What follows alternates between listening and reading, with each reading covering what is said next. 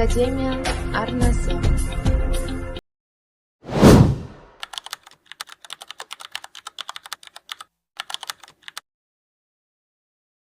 Құрметті әріптестер, біздің кезекті сұхбатымыз бізде қонақта Абай атындағы Қазақ ұлттық педагогикалық университетінің профессоры, филология ғылымдарының докторы Қаламқас Қалбаева ханым. Қош келдің? Қош көрдік. Мынау неден бастайық? Өзі адам бір жерде университетте оқиды, бір жерде қызметте істейді. Өзің сияқты тұрақты адамдар аз, мамандар аз. Университетті сол жерден бітіріп, сол жерде аспирантураны бітіріп, сол жерде мұғалім болып қалып, сол жерде әлі күнге дейін жұмыс істеп профессор болып отырған. Ол қалай екен ол? Тұрақтылық мінезіңде бар ма? Жоқ сондай жағдай болды ма? Ешқайда жұмысқа шақырмады ма деген сияқты ғой. Мен негізі тарих факультетінің заң бөліміне түскім кеп соған тапсырғам. Соның конкурсынан құлағаннан кейін осы факультетке әкеп, барлық факультеттен құлаған жақсы жоғары балл жинағандарды әкеп осыған қосып 3-ші группаға ашқан. Ол тарихта бір қызық группа, 82-86 жылдардағы 3-ші группа деп аталатын. Бұрын 2 топтан қабылдайтын еді ғой. 3-ші топ болып қабылданған бір қызық топпыз. Сонда бұны қаламаған мамандығымның өзіне де осылай қалып қойдым да. Сол ары қарай осыны нәтиже шығарып, шешемнің айтатын бір сөзі бар еді, дарақ бір орында тұрып көгереді деп. Сол тәрбиеде бар шығар. Енді мынандай қызметке шақырмады деп айта алмаймын. Шақырған жерлер болды. Бірақ соның өзінде де қозғала қоймадық. Бірақ бір рет қана осы мына қыздар университетіне кафедра меңгерушілігіне шақырғанда бір 2 жылға барып келдім. Қалған уақытта осы жердемін. Сол мінезімнің тұрақтылығы шығар деп ойлаймын. Жоқ, ол қалжың ғой. Мына жердің өзінде үлкен филология ғылымдарының докторы, профессор болып шәкірт тәрбиелеп отырсың. Мынау өзі филология деген өте кең мамандық. Ол жерден журналистер шығып жатыр, шенеуніктер шығып жатыр, ғалымдар шығып жатыр. Осы филолог дайындайтын негізгі 3 оқу орны бар. Мынау университет, Әл-Фараби атындағы Абай университеті, сосын кейін Қыздар университеті қазір. Соның қыздарды да істедің, өзіңнің университетінде де істейсің. Сол қазіргі студенттердің деңгейі қандай?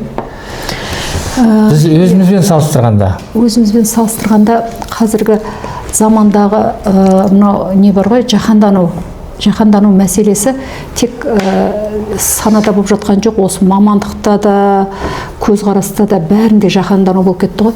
Қазіргі студенттер жаһандану тұрғысынан қарайтын болсаң бәрін біледі, нақтылап кететін болсаң түк білмейді. Бірақ соған қарамастан өте кең ойлары. Сондай бір қызық кезеңнің жаңағы Zoom ұрпағы деп айтып жүрміз ғой қазіргі, Z ұрпағы.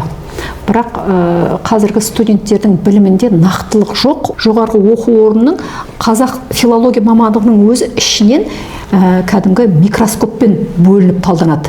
Мысалы, біреуі қазақ тілі мен әдебиеті, ол мектеп мұғалімі, екіншісі қазақ тілі мен әдебиетін оқиды, бірақ ол филология деп аталады.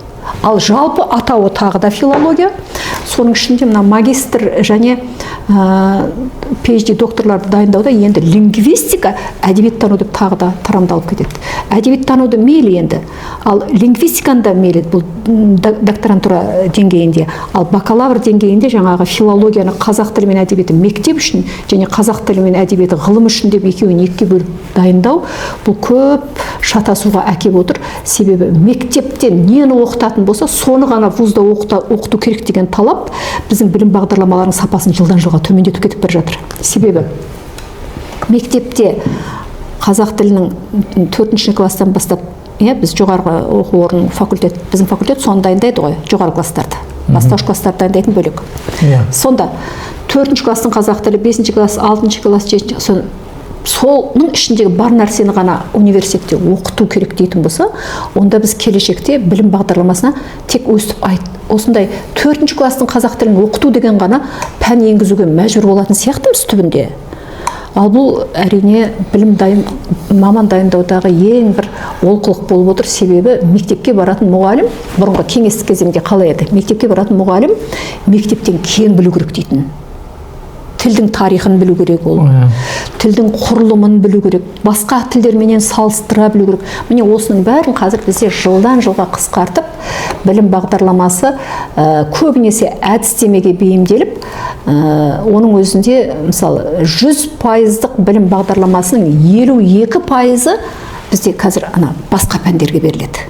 Енді мынау мектепте жалпы оқу процесі менімше 3 нәрсеге сүйенеді. Біреуі нені оқыту, яғни білім мазмұны. Жаңа беретін лекцияның, болмаса пәннің мазмұны, білім мазмұны. Екіншісі сол білім мазмұнын қалай жеткізу, қалай оқыту. Жаңа педагогика, методика ғой енді. Үшіншісі кімге оқыту, яғни оның бала қабылдау деңгейіне қарай. Ол жерде физика, физиология, психология бар. Осы жағынан келгенде ең негізгі нәрсе ол мен оқыту ғой. Мысалы жаңағы базалық білім, филологиядан бүкіл базалық білім деңгейлер, деңгейлік грамматика, фонетикадан бастап біздің кезімізде кәдімгі бір семестр бірінші курста фонетиканы, екінші курста лексикологияны сөйтіп оқитынбыз.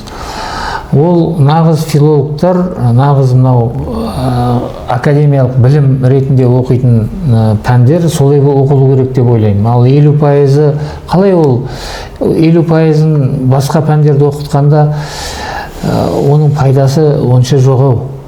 Сосын кейін екінші айтайын дегенім жаңа академиялық еркіндік. Біз осыны зерттедік. Біз бір жоба алып, Тыныштық Ермекованың жетекшілігімен жоба алып зерттедік. Сол кезде жоғарғы оқу орындарындағы қазақ тілінің пәнінің өтуінде зерттедік. Сонда оны Абасилов аман алған сол бөлімді. Ол айтады, мына академиялық еркіндік деп алып, жаңағы базалық пәндерді біреулер фонетиканы лексикамен қосып бір семестр оқиды, біреулер 2 семестр оқиды. Ол базалық пәндер өзгермеу керек сияқты меніңше. Әрине базалық. Ол негізгі, мен де айтамын да, мысалы сағаты, мазмұны өзгермеу керек сияқты. Мысалы мына аспаз дайындайтын болса, бірінші неге үйретеді? Тамақты қалай жасау керек, соның құрамы, соның жасалу бірізділігі, соның бір. Ал бізде керісінше болып тұр ғой. Негізгі мамандыққа қатысты нәрселер, мен мысалы түркологияға байланысты білім бағдарламасын жасауға мен де атсалыстым. Сол кезде өте қатты қиналдық, себебі саған стандарттар беріп қояды, ол стандарттан шығуыңа болмайды. Жаңағы 50%, ол кезде 50% еді, қазір 52% болыпты. 52% мына басқа қоғамдық пәндерге кеткеннен кейін қалған 48%-ды сен 4 жылдық курстың ішіндегі оқылатын пәндерге мынаған мынанша сағат бергің келеді, бірақ оған сағат жоқ. Сондықтан лексикамен диалектологияны қосып жібереді да, бір пән қылып жібереді. Фонетикаменен соған ұқсас жаңағы сөз жасамға қатыстырып тағы бір пән қылып жібереді. Және ең қызығы мына мәселе. Қазір мына мектептегі әдістемеге бейімдеу керек дегеннен біздің министрліктің талабы мекен, министрліктің талабы деп ойлаймын. Бірінші курстан бастап, мысалы фонетика ма? Жаңа фонетика ол қазіргі бөлек оқытылып жүр, Аллаға шүкір. Фонетика, бірақ фонетиканы оқыту деп қояды. Фонетика және фонетиканы оқыту. Лексикология, лексика және лексиканы оқыту, қасына оқытуды қосып қояды. Осылай болу керек дейді. Содан мен айтамын, бұл дұрыс емес нәрсе. Себебі адам алдымен оның теориясын терең біліп алмай, мысалы мен тігінші болатын болсам, мен тігіншілікті өзім меңгеріп алмай, оны мен біреуге үйрете алмаймын. Міне сондықтан алдымен фонетиканың теориясын меңгеріп алу, ол теорияменен әдістемені біріктіріп жіберіп, одан бір нәтиже шығарам деу, ол бос сөз, бірақ солай қалып келе жатыр.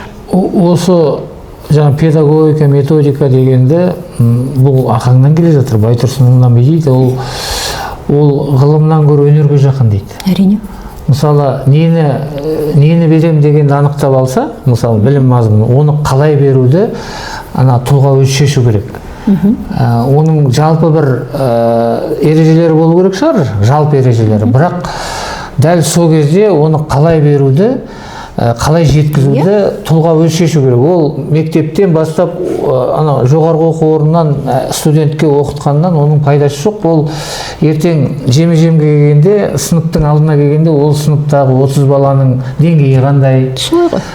Сосын кейін ол қай пәннен кейін келіп отыр, математикадан ми ашып келіп отыр ма, физкультурадан шаршап келіп отыр ма, соған қарай анау өзі пайдалану керек қой. Мен мысалы мектеп оқулықтарының авторымын, мен мұғалімдерге айтамын, сендердің бастарыңды мына өрлеу деген қатырды ғой. Қалай оқытуды айта береді, 5 саусақ, 6 саусақ, топтайсыңдар, жұптайсыңдар деп.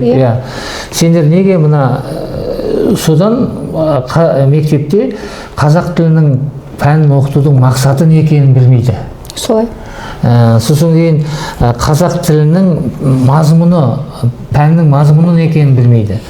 Яғни бұл анау сол мектептен келе жатқан мектепке бейімделу сияқты болып тұр да, жоғарғы оқу орны мектепке бейімделу сияқты. Сөйтіп жатыр ғой. Қазір талаптың өзі, мына бүгінгі әдістемелік десантта да осы мәселе проректордың аузынан шықты. Біз бүгінде университеттегі білім беруді мектепке, біздің жаңағы жұмыс берушілерге, бізден не талап етеді, соған бейімдеуіміз керек. Қазіргі мақсат сол деп бізге жиі ескертеді. Бұл арада әрине қолдауға да болады, бірақ қолдай отырып оның сол данный нақты кезеңдегі шындықтарына назар аудармаса тағы болмайды. Ол қалай ол мектептегі оқытылатын нәрсеге ғана бейімдейміз десек, біз қатты сығып тастаймыз. Ал мектептің өзіне 16 жылы жаңартылған бағдарлама деген кірді. Оны бәрі шулап қате деп жатыр. Енді мектептің бағдарламасы қайта өзгереді, сонда жоғарғы оқу орнының несі не болады? Міне, сондықтан өзгеріс мектептен емес, бірінші жоғары оқу орнында осы зерттелу керек. Мектепке қандай нәрсені әкелу керек екендігі. Жоғары оқу орны осымен айналысу керек. Жоғары оқу орнының педагогика саласы бар. Педагогика саласы, мен бұрыннан айтам, кеңестік кезеңнің деңгейімен қап қойған. Неге? Біріншіден бізде факультеттер бар. Филология факультеті, тарих факультеті, физика факультеті, факультет, бәрінде оқытудың әдістемесі бар. Оқытудың әдістемесі ішінде бар. Осының барлығы педагогиканың бір бөлімі болу керек. Педагогика кафедрасы осының бәрін жинап, осының мектепке барғанда қалай болатынын бір ізділікпен жүргізу керек. Бір ізділікпен де әдістеме бәріне ортақ. Бұлай қарасаң, әр пәннің өзінің ерекшелігі болғанымен, негізгі дидактикалық негізгі белгілері олардың бірдей. Сондықтан да қазіргі әдістемеден жазып жатқан PhD докторанттардың жұмысын алып қарайтын болсаң, алғашқы тарауының бәрі соның философиялық аспектісі, соның психологиялық аспектісі, соның дидактикалық аспектісі деп бәрінде бірдей болып келеді. Бұл нені көрсетеді? Бұлардың барлығы бір педагогика кафедрасының тұрғысынан бір ізділікпенен басқарылып отыру керек. Ал бізде соның бәрі әр кафедраның құрамында жартысы теория, жартысы әдістеме, жартысы теория, жартысы әдістеме болып, осылай бір ізділікке түспей келе жатыр да. Ол басында педагогикалық университет біздің Каспийден ашылды ғой, Каспий ғой бірінші, Ташкенттегі педагогикалық институт осы Алматыға көшіп келген уақытта педагогия бөлімі деп, педагогия деген сөзді естіген шығарсыңдар. Педагогия деп, басында педагогия деген болған. Одан кейін ол педагогия дегеннің өзі буржуазиялық деп, оның өзін қудалап, оны жоққа айналдырды ғой. Ол жайында сөйлесем тағы басқа нәрсе кетіп қалам, оған бармай қоя тұрайын. Сол кезде бұл педагогика институты деп, бұл методикаға, мысалы, біз өзіміз оқыған уақытта әдебиеттің методикасы, қазақ тілінің методикасы деген екі пән оқыдық. Бірақ сол екі пәнді оқығанда бізден қандай керемет әдіскер мұғалімдер шықты. Керемет, мысалы, мен өзім айта аламын, мен институтты бітіріп, мектепке мұғалім болып барған кезде, біз енді қызыл дипломмен бітіріп бардық, дипломымды көре салып, мектептің директоры мені сынағысы келді ма, жоқ, осы қай бір бітіріп келді деп ойлады ма, ертең деді, тура мектепке жұмысқа кірген күнің ертеңіне, сентябрьде бүкіл аудан бойынша ашық сабақ өтесің деді. Бірден ашық сабақ өтіп кеттік біз. Аудан бойынша бүкіл мектеп, сондай біздің дайындық дәрежеміз сондай деңгейде болды. Аудан бойынша мұғалімдер келіп, сабағымызды көріп, көп нәрсені таңғалып, олар үйретіп, өзімді де сөйтіп кетті. Ал қазіргі біздің жастарымыз соншама әдістемеге қатысты пәндер көп қазір. Тіпті кейбіреуінің атын айтуға тілің сынып қалады. тіл сынатын бір атаулар бар, мына сән жағын көп қолайды ғой қазір. Соған қатысты, әдістемеге қатысты анандай әдістеме, мынадай әдістеме деген пәндерді толтырып тастаған. Бірақ оның нақты не үйретіп, не қойып жатқанын кейде адам түсінбейді. Сонымен әдістеме көп, бала көбінесе жаңағы тек нені ғана үйреніп шығады. Мен мысалы биыл 3-ші курстарға сабақ бердім да, ол курсқа мен 1-ші курста сабақ берген екенмін. Содан 3-ші курсқа келгенде сол топ алдымнан шықты. Қарасам, анау 1-ші курста оларға тіл біліміне кіріспеден лекция оқыдым. 3-ші курста жалпы тіл білімінен. Екеуі бір-бірімен байланысты пән болғаннан кейін қарасам, мына балдардың білім деңгейі өспеген. Әлі сол 1-ші курстағы деңгейде тұр. Бірақ олар мектептен практикадан кепті. Практикадан келгенде бәрі сондай эйфория жағдайында келгенде қуанышты бәрі. Біз деген апай керемет сабақ өттік. Ой, сабақ беру деген оңай екен, жақсы екен. Сол ғой қазір сабақ беру деген. Сөйтсем, бұларға мектепте сабақ өту үшін қазіргі әдістеме бойынша теориялық білімнің қажеті жоқ екен. Тек ана балдарды ойната білсең, жаңағы шулатпай, ұстап, жаңағы қызықтыру деген нәрсені алдыңғы қатарға қойып алғанда, теория, негізгі академиялық мәселелер соның көлеңкесінде қалып кеткен. Бұл көп жақсы нәтиже бермейтіні көрініп тұр. Сондықтан біз әдістемеге әуестеніп алдық. Ахмет Байтұрсынұлының өзінің айтқан бір несі бар. Әдістің түрі деген ол есепсіз деп.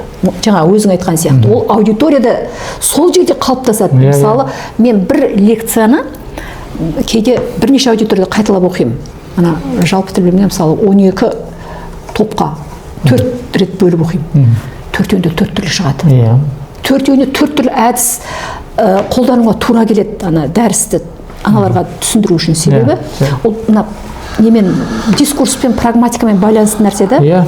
Сондықтан әдісті ондай Ахмет Байтұрсынұлы дұрыс таныған. Оның түрін қуалап, оның әрқайсысын қағазға түсіріп алу мүмкін емес. Әр нәрсе сол белгілі бір жағдайда ғана. Мектептің мұғалімдеріне де айтамын ғой, мен ана өрлеудің тренерлеріне айтамын, сендер қайдан білесіңдер, мына жерге отырғызып алып, топтайсыңдар, жұптайсыңдар, ол ана жаққа барғанда өзі біледі. Солай ғой. Оны сенің айтқанмен қалай жүреді ол? Келмейді, онымен келмейді. Ол белгілі бір жағдайда, сол жағдаятқа қатысты шебер мұғалім шеберлігін сол жерде танытады. Қаламқас жақсы, бұл педагогиканың енді бітпейтін әңгімесі. Мен өзім де түсінбеймін. Басқа университетте, жаңа Қыздар университеті мен Абай университетінде бөлді ма, бөлмеді ме, ол кезде білмеймін. Бізде енді бірден әдебиетші, тілші деп бөліп тастайтын. Ал енді оның ар жағында ертең мұғалім боласың ба, жаңа филологтың кең мамандығынан қай жағынан ең шығады. Ал қазір бізге тәжірибеге келіп жатыр. Біз мұғалімдікті оқып жатырмыз дейді. Біз анау филолог, қазақ тілі әдебиетінің филология қылдым, филология, педагогика дегенді оқып жатырмын. Мен ол бөлетіндей Қытай қорғанын қоятындай нәрсе емес, ол тіптен дұрыс емес ол, меніңше. Керісінше қазіргі жаһандану кезеңінде мына бірнеше пәндерді кіріктіре оқыту деген нәрсені айтып жатыр ғой. Сөйте отырып, қазір мамандықтарды біз бұны бір кезде менің ғылыми жетекшім Ғабдолла Қалиұлы Қалиев деген мықты лингвист ғалым болды ғой, білетін шығарсыңдар. Ол сол кісі айтатын, мына еврейлердің шығарған әдісі деп. Еврейлер кезінде мына сағаттың санын көбейту үшін жасанды түрде бөліп шығарған бұны. Пәндерді ма? Пәндерді болғанда мына мамандықты филология деп қойып, филологияның ішінде орыс тілі әдебиеті мектеп үшін, орыс тілі әдебиеті филолог зерттеуші үшін, орыс тілі әдебиетінің лингвистикасы, орыс тілі әдебиетінің әдебиеті, тағы бір нәрсе деп бөліп тастаған, олардың арасында бір микроскоппен бөліп жаратындай тұрған ештеңе де жоқ. Оның нәтижесін қазір көріп те жатырмыз, бірақ көріп тұрып осыны тоқтата алмай тұрмыз. Мысалы, мына филологияны бітіріп жатқан студенттер бар ғой, ертең жұмыссыз қалып жатыр. Себебі олар мектеп алмайды. Сен қайта оқу керек бірдеңе. Қайта оқу керек. Ол көпшілігі бітіріп алып магистратураға түсіп, қайтадан қазақ тілі мен әдебиет деп диплом алып шығып жатыр. Себебі мектепке бару үшін. Бәрінің арманы мектепке бару.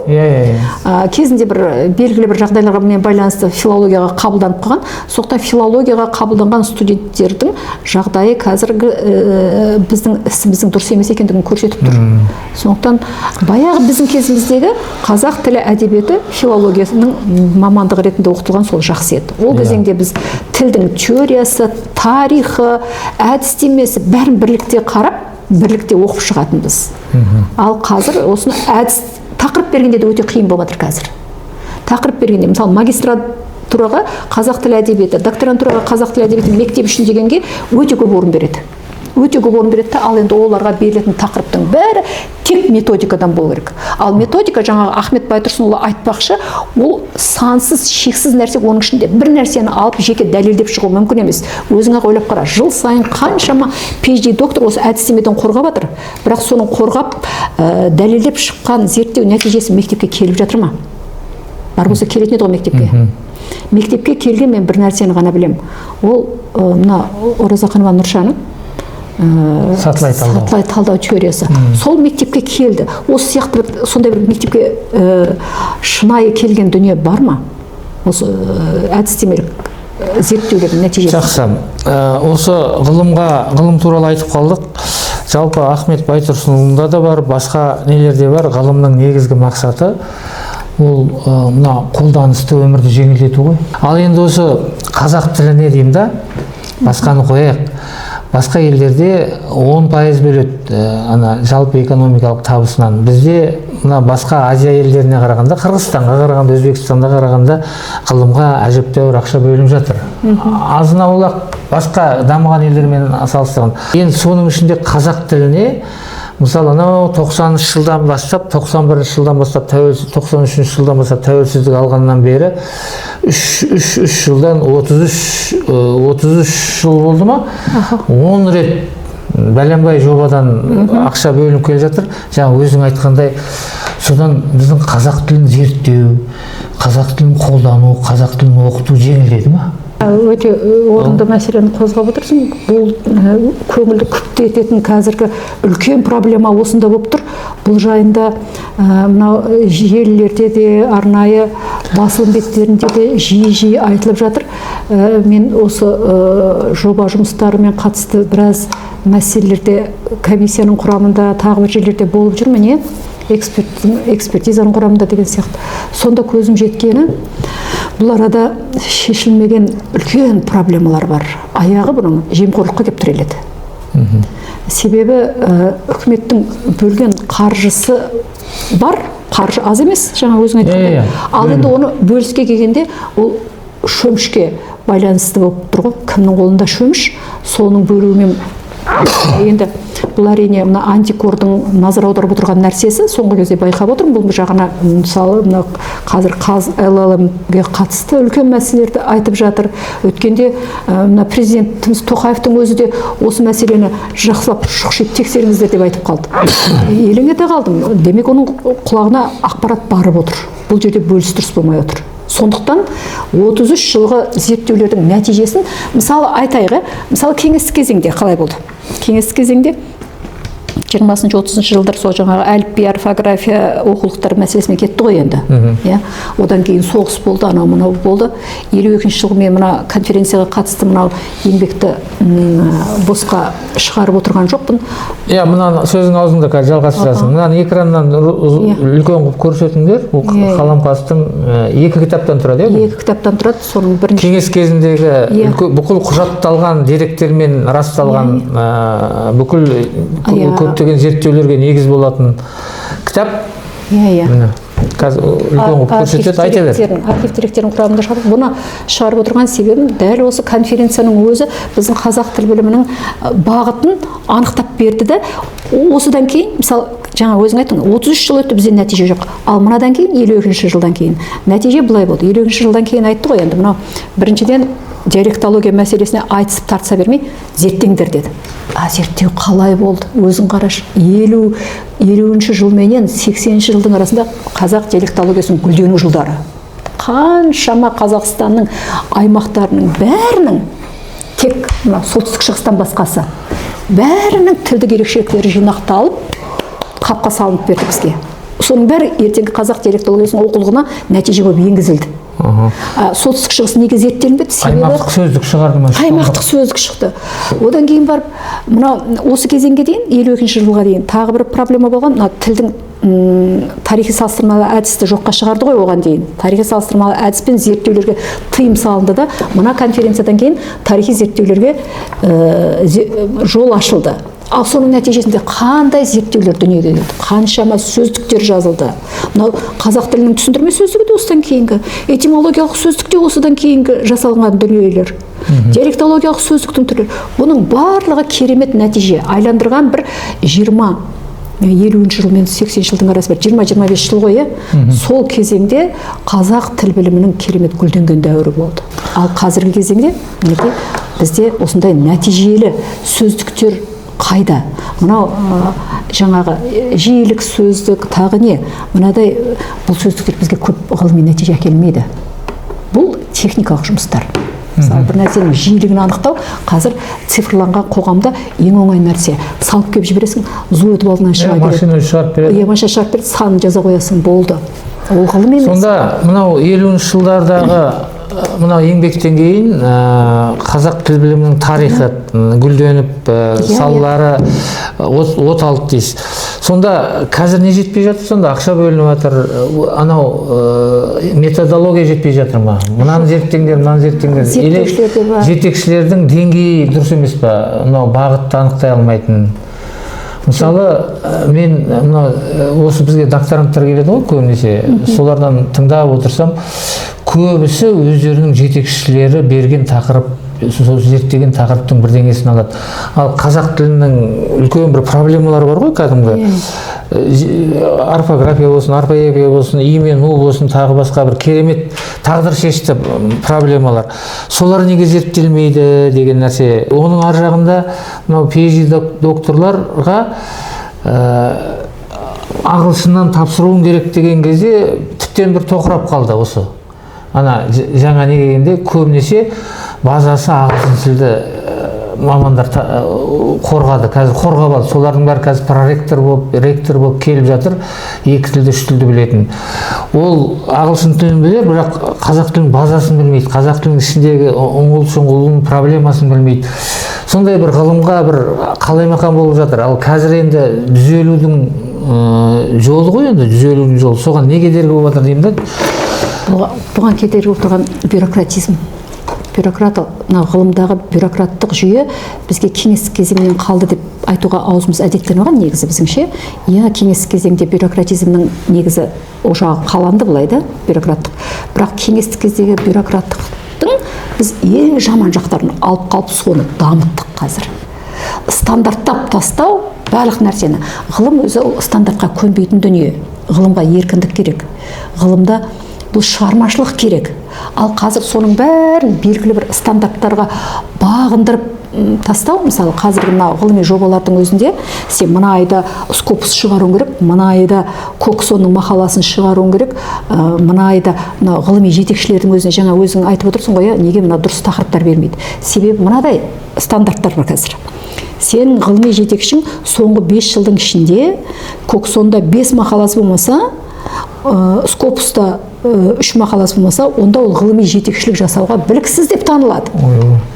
Осының нәтижесінде, мысалы, сенің қазір соңғы 5 жыл деп отырғанымыз 21 жылдан басталама, 20 жылы декабрьдегі шыққан мақалаң уже 21 жылғы январға енбей қалады ғой. Енбей қалады да, сен 20 жылғы декабрьде білікті едің, 31-не дейін. А 1 қаңтардан бастап сен біліксізсің. Мерзім өтіп кетеді. Сұрап өтіп кетеді, бітті. Ал ғылымда осылай жыл-жылмен есептеу, бұл әлемдік ғылыми санақта негізі барды, әлемдік не дейді, наука измерение, ғылыми. Бірақ оларда басқаша. Оларда тура соңғы 5 жылдың іші деп алмайды еш уақытта да. Соңғы 5 жылда деген біздің өзіміздің шығарып отырған нәрсемізді. Оларда, мысалы, соңғы 5 жылда сен публикацияң болмаса, ғылымнан қол үзіп кеткен адам болсаң, онда ол қандай да бір көрсеткіш. Ал енді жаңағыдай стандарттап сен 5 мақала, мысалы бізде мен осыны жиі мысалға келтіремін, тарихшы мықты біздің Мәмбет Қойгелдиев деген ағайымыз бар, қандай керемет, бүкіл Қазақстан, бүкіл тарихшы ғой, әлемде таниды ол кісіні. Бірақ сол кісінің өзіне жаңағы Скопустағы мақалаң шықпай қалды деп ғылыми жетекшілікке мүмкіндік бермей қойған деп естігенде біз жағамызды ұстадық. Ал ол кісіде қандай ғылыми база бар, ол қандай шәкірттер дайындай алады артында. Ал енді оған мүмкіндік бермегеннен кейін кеше қорғаған PhD, оның әлі статьялары тұр, жаңағы мақалалары. Соңда қазір біздің кафедрамызда да біз істеп жүрген жерде дәл сондай жағдай болып тұр. Осындай кімнің мақаласы 5 жылға бар, оларда әлі ғылыми база өздерінде қалыптасқан жоқ. Олар өздері ғылымға толық кірген жоқ. Келе жатқан адамдар, ал енді солар жетекші болады, жаңағыдай тақырыптар береді олар. Мінекей, мен бұны бірнеше рет айттым. Бұл дұрыс емес. Ғалымның еңбегін мынандай күнмен, числомен, мынандай кестемен, календармен шешу, ол түбі жақсылыққа алып келмейді. Ол мен өзім үшін шырылдамаймын. Жарайды, маған биыл бермей-ақ қойсын. Басқа, мен қазір өзі көп жетекшілікті алуға да құмар емеспін ше. Себебі оның мынандай жағын шығарып алған тағы. Сен дейді, өзің алған 3 докторантты қорғат болған болсаң, тағы біліксізсің. Ал менде қорғамаған 4 докторант тұр. Неге? Олар қорғамаған үшін мен біліксіз боламын. Қорғамау себебі Скопустағы мақаласы алдап кеткен. Біреуінікі сол 2 мақаласы шығып, енді қорғайым деп тұрғанда ана мақала базадан шығып қалған. Біз мысалы қазір ғылыми жобалармен айналысып жатырмыз. Бұрын бір жобаға бір Скопус 2 кекесонмен сонымен бітетін монографиямен. Енді қазір оны 2 еселеп тастады, 3 еселеп тастап жатыр. Сонда ана шенеуніктер, отырған шенеуніктер, ол бүкіл қанша тақырыптың ішін бәрін мазмұнын білмейді ғой. Олардың білетіні Скопус бар ма, жоқ па, бар ма, жоқ па, сонымен кіріштетіп ғылымды. Сонымен құлат жібереді, сонымен шығарады, сондай нәрсе болып отыр. Сондықтан біз ғылыми қауым қазір осыған үлкен бір ашық хат дайындап отырмыз. Мынау дұрыс емес, ғылымды олай бағаламау керек. Мысалы монографияны олар бір вақыттың бір мақаласымен тең қояды. Кейде тең де қоймайды. Тең қоятын. Ал енді ол деген сұмдық білместік қой. Мақала не, монография не? Монография ол жылдардың нәтижесі, зерттеудің. Және ең негізгі сол монография болу керек қой. Және монографияда мысалы кейбір мемлекеттің асырауындағы мекемелер бар, мысалы, олар көп ақшалат монографияларын шығарады, оны көпшілікке таныстырмайды да. Ешкім оны оқымайды да. Соны жауып тастайды. Нәтиже қояды соны. Негізінен сол мына мақалаларды қолдамау керек. Ана монография шыққан кезде соны әбден тексеру керек. Мынау монография ма, монография емес па? Бұл зерттелген ба, зерттелмеген ба? Сонымен қарап ана зерттеу тобының потенциалын нешеу керек қой. Бәр жерде солай емес па? Барлығы елдерде солай. Ол ғылым бірінші елге қызмет ету керек, қоғамға. Анау шетелге емес. Бізде қазір шетелге танылу деген бір сондай бір жалау қойылып қойған. Шетелге танылу, шетелмен байланыс деген. Сәтбаевтың өмірбаянын оқып шықтым жақында. Сонда сол кісі бір рет қана шетелге барыпты.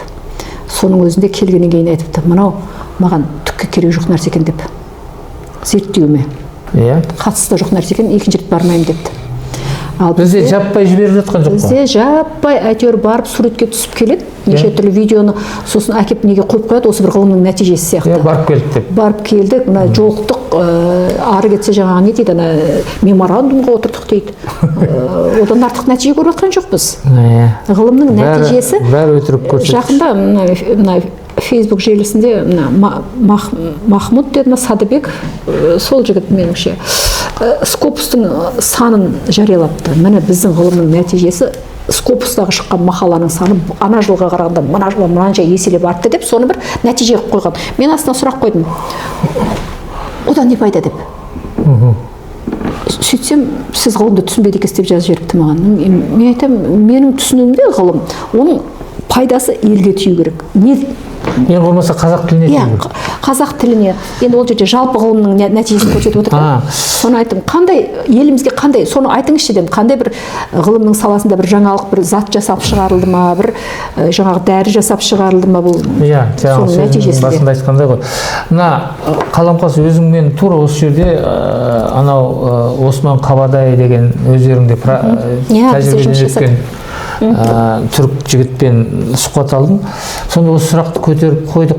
Скопус сендерде міндетті емес екен ғой дедім. Иә, бізде міндетті емес Скопус, бірақ Скопустың журналдары бізде бар деді. Бар ғой. Және оны шығарып жатса молодецсің дейді. Ал шығармасаң міндет демейді ешкім дейді. Сосын кейін бізді міндеттеп жатыр. Сол дұрыс емес қой десем, бұның ең дұрыс емес жағы мынада дейді. Неде десем, сендер ол Скопусқа қазақша жазбайсыңдар ғой, ағылшынша жазасыңдар ғой дейді. Ең жақсы ойларың бәрін ағылшынша жазасыңдар. Сенде қазақ тілін, академиялық қазақ тілін кім дамытады сонда дейді. Солай. Ғылым тілінің дамымай, сонау 30 жыл менен қазіргі кезеңнің арасында кеңістік босқап тұрғаны содан ғой. Босқап тұр. Қай жылдан 30-шы? 30-33 жылдардан басталды. Бұл бүгінге дейін бос кеңістік. Содан кеп бізде қазір терминология комитет құрылып жатыр, терминологияның комиссиясы құрылып жатыр. Олар неше жерден жұмыс істеуге талпынғанмен нәтиже болмай жатыр. Неге деген сұрақ туындайды? Неге? Мәселе мынада. Бұлар жеке дары нәрсе емес бұл. Бұл орфография, бұл терминология, бұлар бір мәселенің әліпби. Осы мәселелермен бірлікте жүрмей, міне басы қалай бұзылды терминологияның? Орфография арқылы бұзылды. Демек, қалай біз қазір түзеуіміз керек? Орфография арқылы түзеуіміз керек. Міне мен кешегі жазған мақалам осы жайында мына Көксонға жіберіп отырмын ғой. Ертең мына Скопусқа жазатын мақаламды да енді әрине әлемдік жаһанданудың талаптарына сәйкестендіруге тырысып жатырмыз, дегенмен мәселе осыдан қозғалып тұр. Ғылым тілі қалай қалыптасады? Оның да мына жалпы әлемдік лингвистикадағы теориялық бекітілген белгілері бар. Қалай қалыптасу керек екендігі. Содан біз құр алақан қалып тұрмыз. Орфографияны өз алдына қарап, терминологияны өз алдына қарап.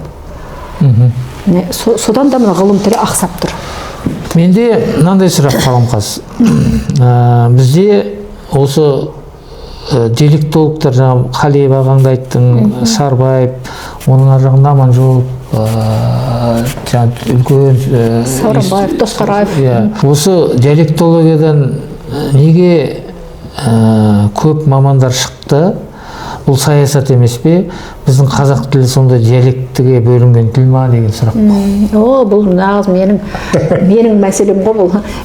Сен өзің осыны зерттедің ғой. Кандидаттық диссертациям диалектілік фразеологизмдер. Менікі қызық болды. Себебі фразеологизм диалектіге бөлінбейді екен ол. Бөлінбейді. Диалектіге бөлінбейді. Ол мына диалектологияда қияр менен әгүршік диалектіге бөлінетін нәрсе ғой. Фразеология бөлінбейді екен. Міне сондықтан ол маған өте бір қызық нәрсе болды. Қазақ тілінде диалектілер жоқ. Ішкі лингвистика бар, сыртқы лингвистика бар, жаңағы тіл саясаты, әлеуметтік лингвистика тілдің қоғамдағы қызметін зерттейді. Ішкі лингвистика тілдің ішіндегі диалектіні, зат есімді я басқа бірдеңені зерттейді, яғни тілдің ішіндегі құрылымдық бірліктерін, тілдің жүйесінің ішіндегі қызметін зерттейді.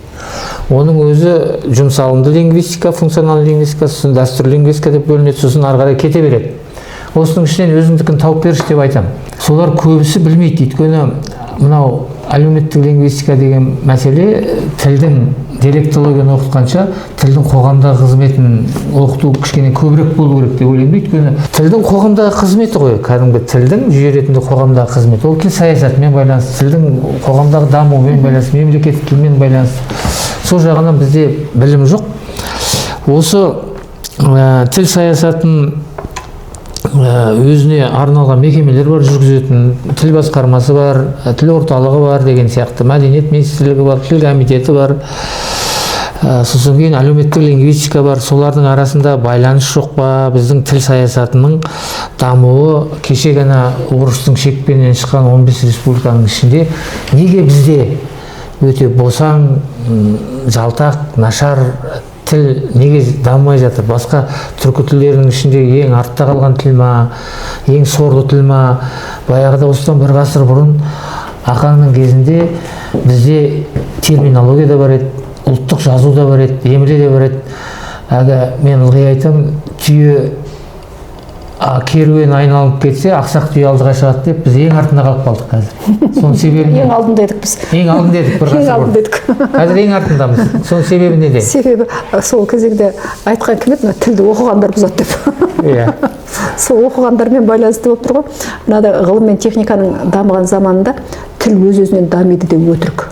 Ғылым мен техника дамыған сайын тілді заң арқылы ғана бекіту керек. Ол анау өткен ғасырларда еді тілдің өзінің табиғи дамуының үлесі көрсеткіш еді. Ал қазір ол көрсеткіш емес. Қазір мынау заң арқылы осы мынау міндеттеп отыру керек. Міндеттеп тіл саясатында кәдімгі конституциямызда мынау Қазақстан тәуелсіз ел, елдің тәуелсіздігінің бір-ақ белгісі бар. Қалған бәрі өтірік. Бір-ақ белгісі ол тілі.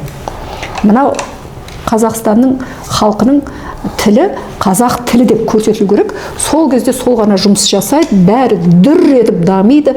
Бұны біз Түркияның тәжірибесінен көріп отырмыз, иә.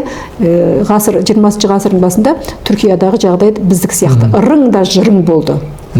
Ататүрік келді да тәртіп орнатты. Иә, ол да ұзақ ойланды. Кәдімгі осындай проблема болған екен, не істейміз деген. Түрікпіз ба, кімбіз деп өзін өзі танымай тұрған кезде, біз түрікпіз, және осы жер, ол жерде мың сан халық болды ғой біздік сияқты. Соның бәрін басын біріктіріп, бір Түркия мемлекеті, тілі түрік тілі, жазуы латын жазуы деп анықтап берді, бітті. Бірақ жазу, бірақ тіл. Осының өзі сол халықты айландырған бір 40-50 жылдың ішінде қандай деңгейге көтерді. Бір түркиялық халық қалыптасты шынымен. Бір тілде сөйлейді, бір жазумен жазады. Міне бұл заң арқылы ғана шешілді. Сол кезде егер Ататүрік осы шешімді қабылдамай, оны конституция арқылы, тіл заң арқылы бекітпегенде, олар қазіргі күнге дейін жартысы немісше, жартысы ағылшынша, жартысы французша сөйлеп жүретін еді. Еще күртше. Оның ішінде тағы ана нелер тағы да бар, ана грек, еврейлер тағы бар. Қырық ру ғой енді. Қырық ру болып күні бүгінге дейін мүмкін бірнеше мемлекетке бөлініп кетер ме, шашырап кетер ме. Тілдің үлесі өте зор ғой. Тілдің тәуелсіздігі халықтың тәуелсіздігі. Тілдің тәуелсіздігі елдің тәуелсіздігі. Тілі жоғалған деп Ақан айтты. Ол сол кезеңде ғасырдың басындағы жылымық кезең бізге соны көрсетіп берді ғой. Ленин негізі, мен Ленин атаға өте ризамын негізі. Мен оның білмеймін, бәрің де сөйтіп оқыған шығарсыңдар, мен Лениннің еңбектерін өте көп конспектледім. Сол кезде содан бастайтын едік қой. Иә. Сонда менің көзім жеткені ол шынайы кәдімгі мынау патшалы Россияның кезеңіндегі езілген халықтарды құлдықтан шығарғысы келді. Сондықтан да ол 20-30 жылдарда Ленин өзі өлгенге дейін мынау аз санды халықтар өз тілінде сөйлесін, өз тіліндегі басшыны билікке әкелсін деген ең бірінші 18-ші жылы қабылданған бірінші декрет осы Ленин. Сол декрет анау Ленин қайтыс болғаннан кейін ары қарай босаңсып түбі осындай қалып келді. Мынау Бакудегі 26 жылғы конференция Ленин қайтыс болғаннан кейін 2 жылдан кейін болып отыр ғой. Яғни ол жердегі конференция, ол жердегі съез, конференция деппін ғой, съез. Ол кәдімгі шын түркологтардың өзінің шын мәселесін көтерген жиын ғой. Мықты конференция. Одан кейінгі мыналардың барлығында саясат бар, иә? Бұлардың бәрі саясат. Ол кезеңде де саясат болды. Ол кезеңде де не болды ғой енді жаңағы. Совет үкіметі орнап тұрған кез ғой енді. Совет үкіметі орнап тұрған кез. Бірақ түркологтардың мықты кезі деймін. Қысым дәл қазіргідей болған жоқ ол кезеңде. Шынында сол нені шешіп келіңдер деп жіберді ғой ол Баку конференциясында. Бірақ мына әкімшіл жүйе бәрібір сол латынға қарай бұрып кетті. Иә, ол жерде негізі байқайсың ба, латынның дыбыстары менен мына түркі халықтарының дыбыстары бір-біріне сәйкес келмейді. Жер мен көктей айырмашылығы. Оған қарағанда ана Ахмет Байтұрсынұлы ана арабтікін бізге әбден бейімдеп дайындап қойған еді. Біз жолдан тайып кеттік қой. Соны айтам ғой.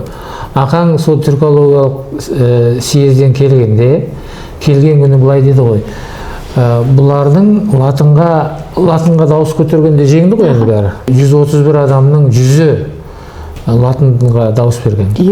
Бұлардың латынға көшем деп жүргені мына ортақ жазу шағатай жазуын ортақ қалданып жүр ғой, бұл бізге жарамайды екен. Біз өзіміз ұлттық, әркім өзі ұлттық жазу жасау керек екен. Бірақ ұлттық жазуды мына араб таңбасымен жасау мүмкін емес екен. Сол үшін латынге бөлініп өтіп жатыр екенбіз деп ойлайды екен дейді. Ал білмеген олар. 12-ші жылы мен ол ана жазуды күресінге тастап, сол араб әліпбиімен ақ ұлттық жазу жасап алғанымды бұлар білмейді екен дейді. Білмейді ғой, шыны білмейді. Және кейін тағы мына Ахметпен бірге тағы бұл репрессияға кетіп қалды ғой. Сосын тағы да недің астында қалып кетті ғой бұл. Енді қазір шығардық деп жатырмыз ғой, шығарғанмен көп адам қазір де білмейді соны. Соның қаншалықты бұл әлемдік лингвистикадағы жаңалық екенін білмейді. Ол тек қана мынау түркі халықтары үшін, бірінші біз қазақ үшін деп жүрміз ғой, қазақ үшін емес, түркі халықтары үшін бұл үлкен жаңалық. Әлем үшін де. Екіншіден деп отырмын. Ал ең бастысы бұл әлемдік лингвистикада мынау салыстырмалы әдіс деген үлкен әдіс келді ғой, 19 ғасырдың екінші жартысында.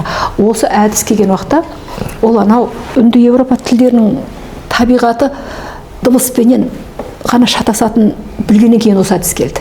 Дыбыс. Сондықтан олар тек фонема дыбыс осы ары қарай қанша фонологиялық мектептерге бөлініп кеткендігі, то есть олар өзінің арқауын тапты. Олар өзінің арқауын тапты, ол арқау фонема. А осыны Ахмет сингармонизм деп түркі халықтарының арқауын тапты ғой. Ең өкініштісі сол анау әлемдік лингвистиканың даму үлесіне қосылмай өзімен өзі көміліп ана астында қалып кетті да, ал қазіргілерге айтсақ сенбейді соны. Мен бір рет айттым, есіңде ме? Бұл әлемде жаңалықтар ашылды ғой. Жер күнді айналады деген жаңалық сияқты. Атом, молекула атомға бөлінеді. Жаңалық па? Үлкен. Мына сингармонизмді анықтап беруі Ахметтің бар ғой. Просто оны атын атап түрін түстеп әлемдік лингвистиканың бір бағытына енгізген адам жоқ соны. Просто сингармонизм дейді да қояды. Бұл сингармонизм емес, бұл бүтін бір халықтың, бүтін бір түркі жұртының жүйесі, арқауы. Біздің қазіргі ғалымдардың жасайтыны осы еді. Әрең осыған келгенде басы бірікпей жатыр ғой. Ырың-жырың болып, ойбай, біздің жазу принципіміз фонологиялық принцип, фонема деп қанша ғалымдар шыға алмай жатыр өзіміздің арамыздағы ғалымдар шыққысы келмейді, шыға алмай жатыр. Ал ол мүлдем басқа жүйе. Біз біреудің киімін киіп алып жүрміз әлі күнге. Оны қалай түсіндіреміз, мен білмеймін. Жақсы, бұл өте ұзақ әңгіме, бұны келесіде айтайық. Рахмет, келіп уақыт бөліп келгеніңе өте жақсы әңгіме болды, пайдалы жұртқа, тыңдармандарға. Бұнымен тоқтамасын, әрі қарайда осы ғылым саласына қатысты әңгімемізді жалғастыра берейік. Рахмет. Шақырғандарыңызға.